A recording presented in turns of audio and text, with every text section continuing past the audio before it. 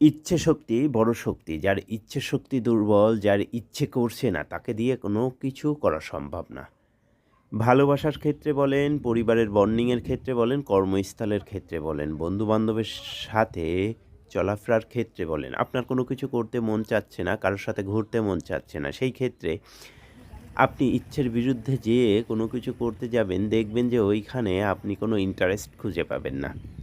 একটা সুন্দর সম্পর্কের ভেতরে সফলতার ক্ষেত্রে আপনার ইচ্ছে থাকতে হবে। আমি আপনাকে বলছি তুমি এটা করো, তুমি ওটা করো। এটা বলে কখনোই আপনার ইচ্ছের বিরুদ্ধে কখনো করা সম্ভব না। আমাদের সমাজে অনেকেই আছে। যেমন আমরা তাদেরকে অনেক সময় বুদ্ধি দিই, অনেক কথা বলি, ভালোবাসি বলি। কিন্তু সে ভালোবাসছে কিনা এটা খুব ইম্পর্টেন্ট।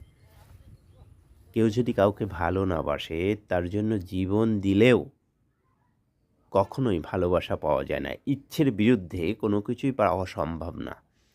যার ইচ্ছে হচ্ছে না, তাকে দিয়ে কীভাবে কী পাবেন? ইচ্ছে খুবই ইম্পর্টেন্ট একটা বিষয়। আপনাকে কোনো কিছু করার আগে আপনার ইচ্ছে শক্তি অগাধ ১০০ তে ১০০ থাকতে হবে। আমি পারবো, আমি করব আর আমি করে দেখাবো। ইচ্ছে শক্তি পৃথিবীতে সবথেকে বড় শক্তি। ধন্যবাদ।